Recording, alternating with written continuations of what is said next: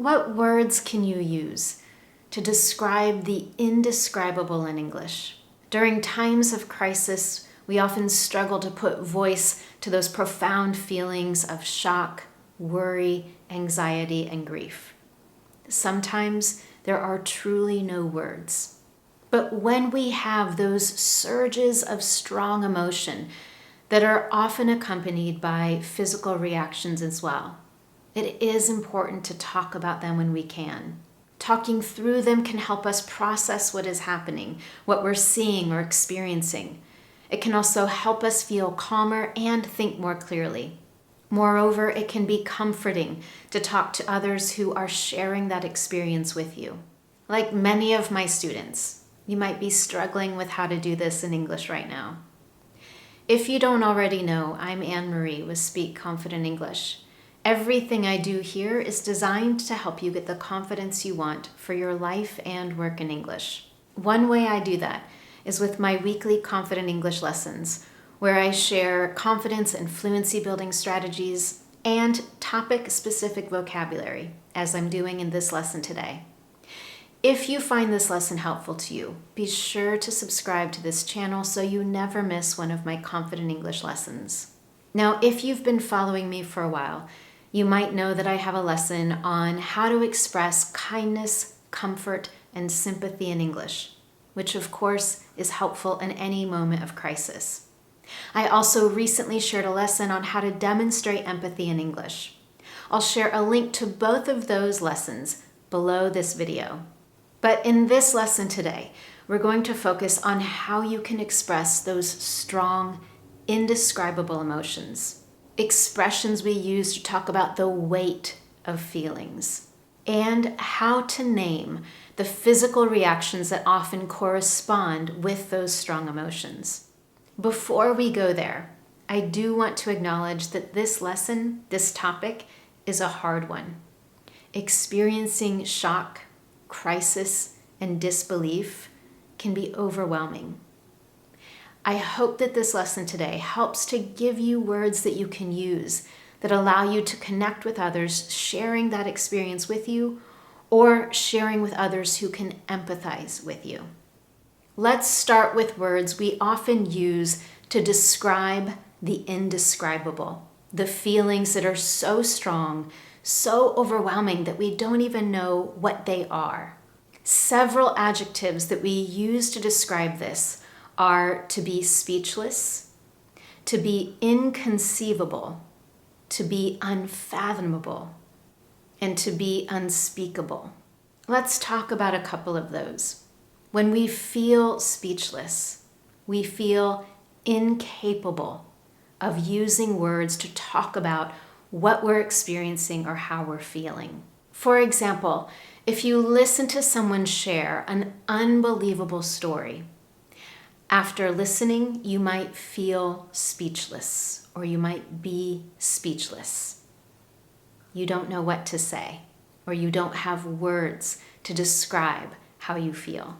When something is inconceivable, it's impossible to believe or comprehend. For example, it's inconceivable that this can happen in the 21st century. The same can be true with the word unfathomable and unspeakable. That word unspeakable can be used as a synonym to mean that something is incomprehensible or impossible to understand. It can also be used to mean that something is inexpressibly bad. For example, after a natural disaster, there may be people who are living in unspeakable living conditions. In other words, bad beyond belief. Another example, history is full of unspeakable acts. In addition to these 4 adjectives, here are a few more we often use with the verbs to be and to feel. To feel undone, to feel a sense of existential dread, to feel disconnected, to feel a profound sense of, for example, to feel a profound sense of worry, to feel a profound sense of disbelief, to feel a profound sense of overwhelm. When we talk about that first one, to feel or to be undone, That word undone means that something isn't finished, but when we use it to talk about how we feel, it has a much different meaning. If someone feels undone, it can mean that they feel hopeless, ruined, or to feel a great sense of loss. For example, I was undone after watching a few of the most recent news clips. We can also feel undone if we're experiencing a sense of existential dread. What that means is to have this general sense of unease or insecurity as it relates to humanity and the meaning of life. That's a huge topic. It's a heavy topic. This whole lesson, as I mentioned earlier, is a really difficult topic. But these are human emotions that we all experience and we often share.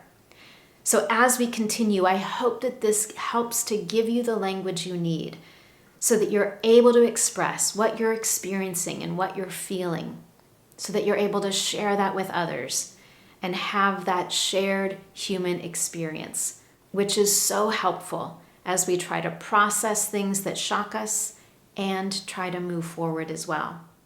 Before we move on to talking about the weight of all of these emotions, I want to talk about how we can make these statements even stronger. They are already very powerful words. They have a lot of feeling to them. But sometimes we need them to be even stronger. And so we might use an intensifier, a word like utterly. I'm utterly undone. I'm totally speechless. This is absolutely unspeakable. Utterly, totally, absolutely help to intensify those already powerful words. It might seem strange to use the word weight when talking about feelings, but perhaps you've experienced an emotion so strongly that it felt like there was a physical weight on your chest. And we have several ways to talk about this feeling in English. We can describe it as a crushing weight. For example, you might say, I have this general feeling of a crushing weight on my chest. In English, we also talk about being heavy-hearted. Again, the sense that your heart and your chest has weight to it, and it's heavier than usual. It's hard to carry around. The last example we often use to talk about the weight of these strong feelings is to feel like you are carrying a heavy weight on your shoulders, on your chest, in your heart, or in your soul. All of those are quite common. For example, if you know someone that had a terrible car accident, you might say that ever since the accident, you've been carrying around a heavy weight on your shoulders, or you've been carrying around a heavy weight in your soul. With all of these strong emotions we've talked about, these indescribable feelings, there are often physical reactions associated. These strong feelings impact us physically. So in moments of crisis, you might also have some of these physical reactions. You may feel or be jittery. You might feel nauseous, foggy, out of body, paralyzed, or you may feel that you have a tight chest, very similar to those feelings of having pressure or weight on your chest. Let's talk about a few of those. When someone is jittery, or when someone feels jittery, it means that they are exhibiting a state of mind or body movements that indicate a sense of panic or great anxiety. If you think for a moment about an accident that almost happened, in those first moments after an accident or a near accident, you might feel jittery and you might need to move in a way that allows your body to release some of that anxiety, again, those strong, overwhelming emotions. So when you're in situations that are shocking or deeply worrying, you might also be having a physical reaction. You might be feeling jittery. Sometimes you might also have a feeling of being foggy. This word, of course, is typically used when we're talking about the weather.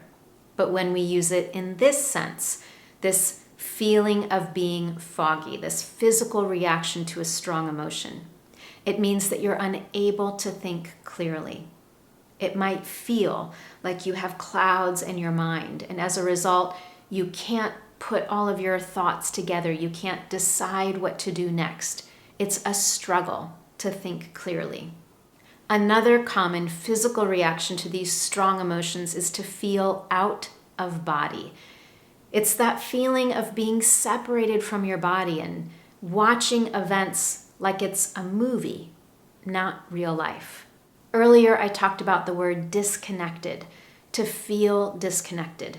And that's a great alternative when you're having that experience of being out of body. The last one on our list for how to describe the physical reactions we have to those strong, overwhelming feelings is to feel or be paralyzed. If you feel paralyzed after experiencing a crisis or while watching a crisis happen, it means that you're unable to move or react. You don't know what to do, and you feel frozen. If you're currently experiencing these strong feelings of shock, disbelief, anxiety, or grief, I hope that this lesson helped to give you specific words and phrases that will allow you to express that. I also want to invite you to practice here. As always, you can choose some of the vocabulary from this lesson and share it in your own example sentences. Whether you want to share things that are true about how you're feeling right now, or you simply want to practice, you can always share with me in the comments section below. Thank you so much for joining me this week, and I look forward to seeing you in the next Confident English lesson.